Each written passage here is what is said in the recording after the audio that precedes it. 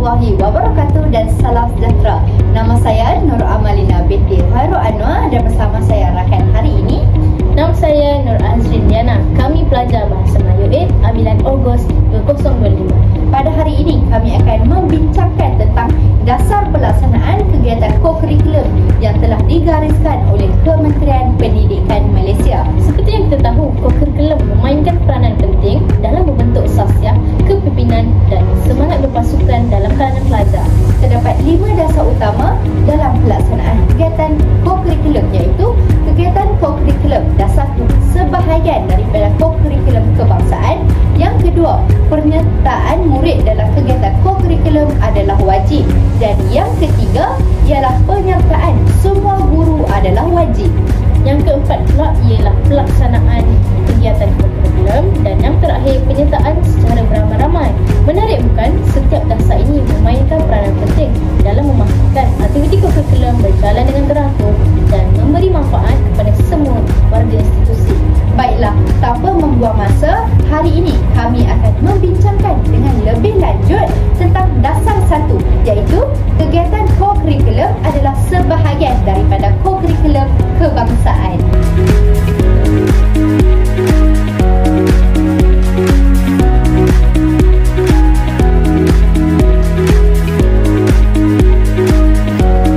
Assalamualaikum warahmatullahi wabarakatuh dan salam sejahtera. Nama saya Nur Amalina binti Khairul Anwar dan hari ini saya akan membentangkan tentang dasar utama co-curriculum Kementerian Pendidikan Malaysia. Yang pertama, iaitu kegiatan co-curriculum adalah sebahagian daripada co-curriculum kebangsaan. Dasar ini bukan sahaja menjadi panduan tetapi juga asas perundangan kepada pelaksanaan kegiatan co-curriculum di sekolah. Saya akan menghuraikan maksud dasar ini, latar belakang perundangan yang mendasarinya serta menilai pelaksanaan dasar ini dalam konteks pendidikan masa kini. Baiklah, mengikut Seksyen 18 Akta Pendidikan 1996, co-curriculum kebangsaan diiktirafkan sebagai suatu program pendidikan yang meliputi dua komponen utama, iaitu co-curriculum akademik dan yang kedua kegiatan co-curriculum. Kedua-dua komponen ini berfungsi secara serentak untuk membentuk murid yang seimbang dari segi jasmani, emosi, rohani dan intelek.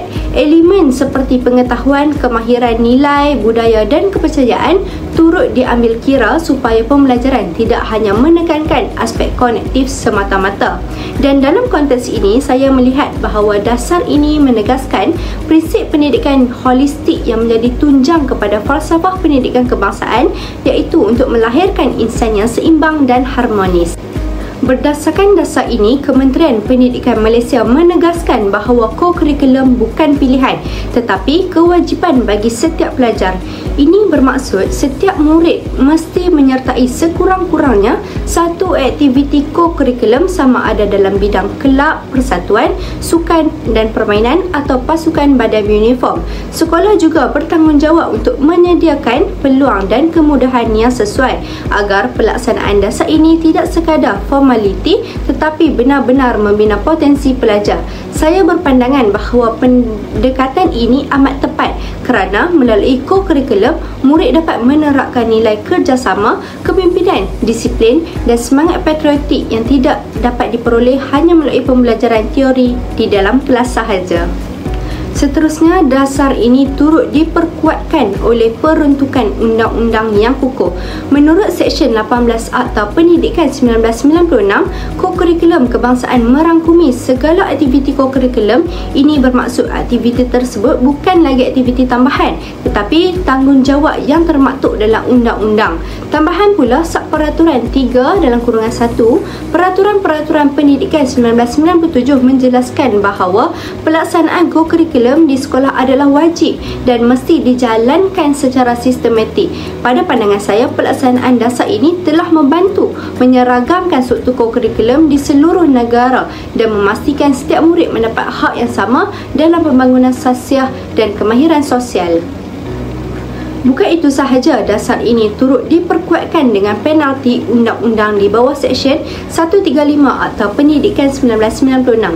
Sekiranya mana-mana pihak enggan atau gagal melaksanakan kegiatan kokurikulum, mereka boleh disabitkan kesalahan dan didendakan dengan maksimum RM5,000 atau penjara sehingga 6 bulan atau kedua-duanya sekali. Sekiranya kesalahan itu berterusan, mereka boleh didenda tambahan sehingga RM500 bagi setiap hari kesalahan itu dilakukan. Melalui peruntukan ini, jelaslah bahawa kerajaan amat serius dalam memastikan dasar ini tidak diabaikan. Dan pada pandangan saya, peruntukan penalti ini wajar kerana ia memastikan sesuatu sekolah itu memandang kokurikulum ini sebagai komponen teras pendidikan, bukan sekadar aktiviti sampingan sahaja. Jadi, dengan pelaksanaan dan pemantauan yang berkesan, dasar ini mampu menjamin pembangunan pelajar yang holistik serta melahirkan generasi yang berdaya saing.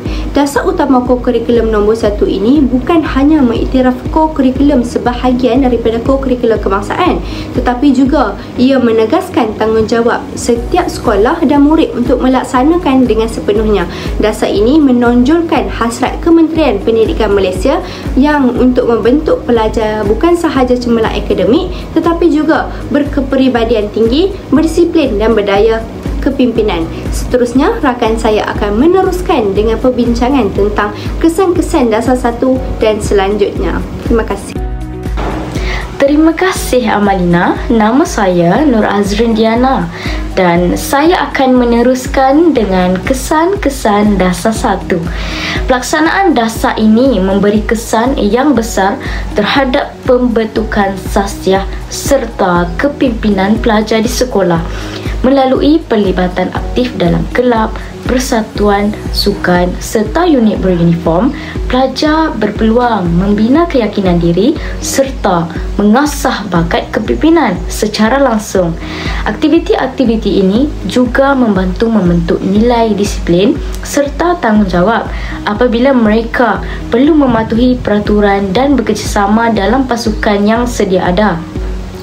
Secara tidak langsung, pelajar yang terlibat akan menjadi individu yang berakhlak mulia, mampu memimpin serta menonjolkan ciri-ciri kepimpinan yang positif dalam kalangan rakan sebaya. Baiklah, selain membentuk sasiah, dasar ini turut berperanan penting dalam memperkukuh pembelajaran dan kemahiran insaniah pelajar. Melalui pelaksanaan aktiviti kokurikulum ini, pelajar bukan sahaja memperoleh ilmu di dalam bilik darjah, malah melengkapkan diri dengan pengalaman luar yang lebih menyeluruh. Aktiviti seperti kerja berpasukan, komunikasi serta penyelesaian masalah mengasah keupayaan mereka berinteraksi dengan lebih berkesan serta menyesuaikan diri dalam pelbagai situasi. Hasilnya, pelajar menjadi lebih bersedia menghadapi cabaran dunia sebenar dan memiliki kemahiran insaniah yang tinggi untuk diaplikasikan dalam kehidupan serta kerjaya pada masa hadapan. Peranan pelbagai pihak dalam pelaksanaan dasar ini, pelbagai pihak memainkan peranan penting bagi memastikan matlamat yang digariskan dapat dicapai dengan berkesan. Pihak sekolah atau guru bertanggungjawab menyediakan kemudahan dan bimbingan kepada pelajar supaya mereka dapat melibatkan diri secara aktif dalam aktiviti kokurikulum ini.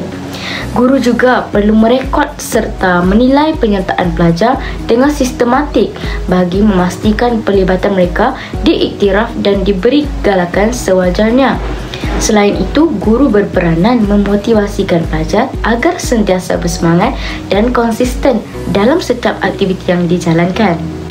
Sementara itu, pelajar juga perlu memainkan peranan yang tidak kurang pentingnya.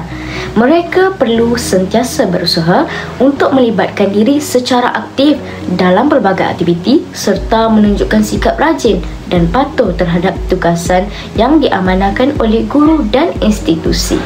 Pelajar juga hendaklah menyemak semula markah dan sijil kegiatan bagi memastikan rekod kokurikulum mereka lengkap dan tepat. Secara keseluruhannya, kerjasama antara guru dan pelajar amat penting bagi menjayakan pelaksanaan dasar ini secara menyeluruh serta berkesan. Baiklah, saya akhiri perbincangan ini dengan kesimpulan. Secara kesimpulannya, kegiatan kokurikulum memainkan peranan penting dalam melengkapkan kokurikulum akademik pelajar. Ia bukan sahaja menambah nilai kepada pencapaian akademik, malah membentuk pelajar yang lebih seimbang dari aspek jasmani, emosi, rohani, intelek serta sosial atau ringkasnya JERIS. Melalui penyertaan dalam aktiviti kokurikulum, pelajar juga diberi peluang untuk belajar di luar bilik darjah dalam suasana yang lebih praktikal dan lebih menyeronokkan. Ini membantu mereka membina keyakinan diri, kemahiran komunikasi dan kepimpinan.